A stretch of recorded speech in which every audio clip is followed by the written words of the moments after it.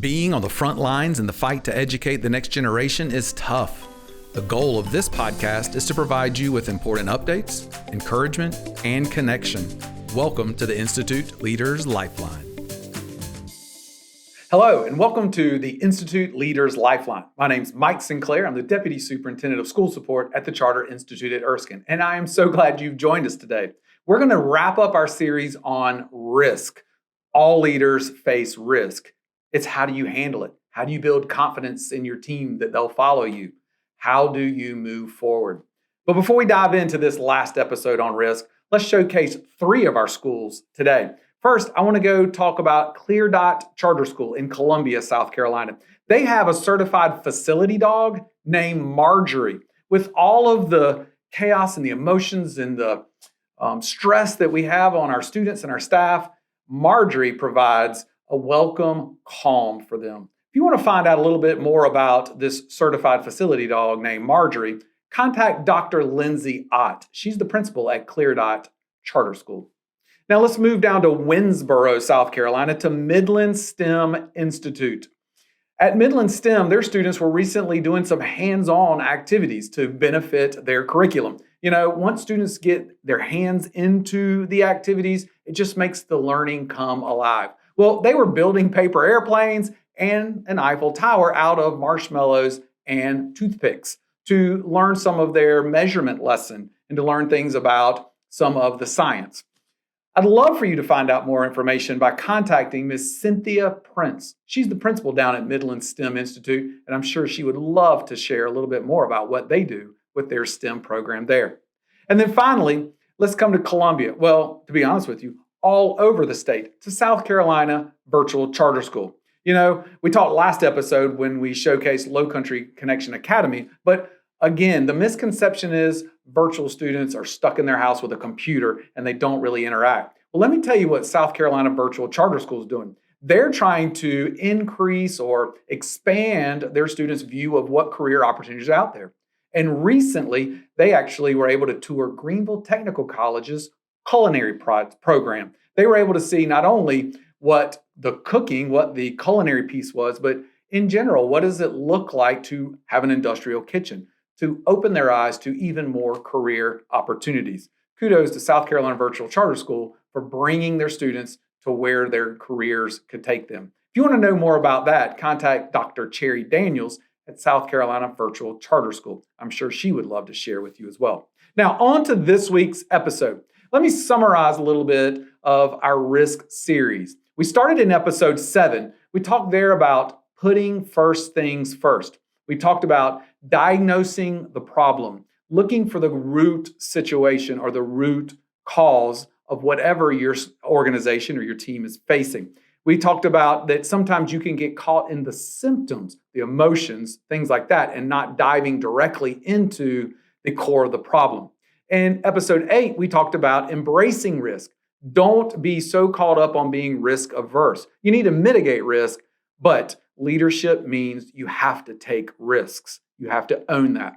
In episode 9, we interviewed Mr. Cameron Runyon. He's superintendent of the Charter Institute at Erskine, and he shared a little bit about he actually by nature is risk averse, but he saw a need in the educational landscape of South Carolina for some more school choice. So he took a risk. He stepped out. He created the Charter Institute at Erskine. And I am so glad he did. We have benefited tens of thousands of students across the state of South Carolina. And finally, last episode, we talked about the 4 ingredients that lead your team to having more confidence and trust in you to lead them. So let's wrap this up today. I want to spend a little bit with the last ingredient that we talked about in building that confidence that your staff or your team has in you. And I want to tell you about a podcast I heard a couple weeks ago. Craig Groeschel is a podcast. He's a host of a podcast that I listen to frequently. And he interviewed Vanessa Van Edwards. Well, Vanessa Van Edwards has recently released Q's Master the Secret Language of Charismatic Communication. It's a book. And you can find that on her website. She was a founder of the organization Science for People. Now, in this, she talks about being authentic. Now, I haven't read her book. I will be very honest about that. And I really haven't gotten into her material. So I'm not endorsing her as a whole, but I'm going to tell you something that I got from her podcast. She talked about leaders feeling the pressure to be positive and extroverted all the time. Well, that's not what she means by being a charismatic communicator. She has lots of pieces to that idea that she shares in that interview, but I want to talk a little bit about being authentic. She talks about, in this post-pandemic environment, there's just a lot of emotion. There's a lot of unsettledness. There's a lot of uncertainty, anxiety, depression, and leaders tend to feel that they need to be the spark, the energy, the emotion of their organization, of their team. If you don't come in and you don't exert this over-the-top optimism and go team, that for some reason your team's not going to be successful. Well, let me be honest with you.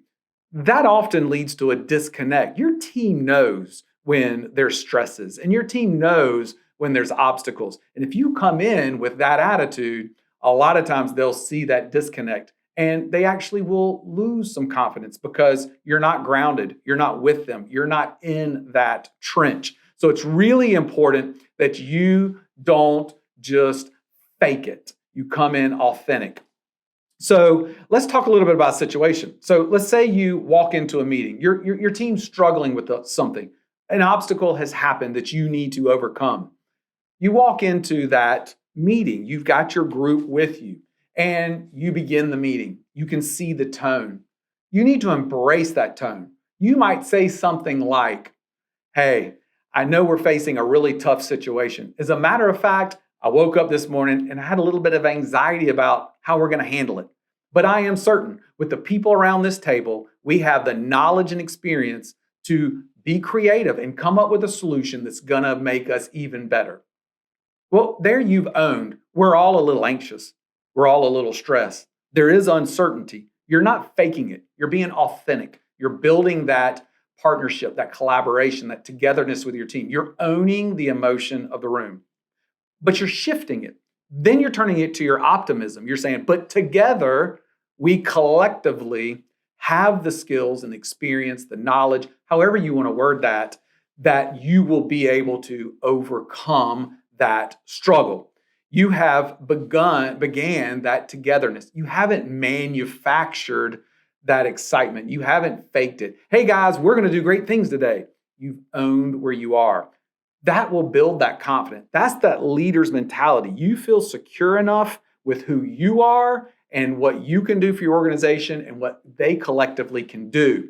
You have now owned that. You're showing a leader's mentality. Leaders walk with their team and they guide them. Leaders are in the trenches with their team. Leaders do not think they're above the struggle. They're in the struggle with their team. They're goal-oriented, but they communicate optimism and confidence that together we're going to be successful.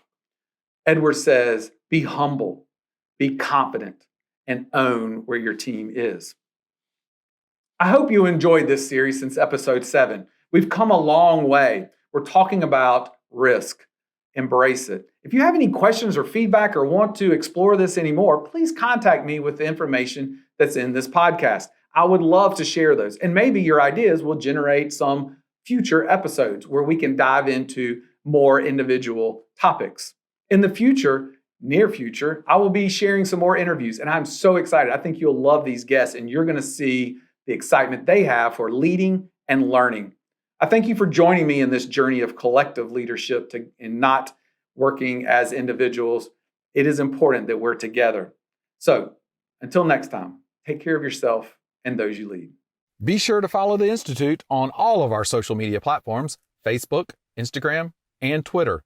At Erskine Charters, we'll have all of these resources, including this podcast, mini stories of our schools, and other things. So check us out.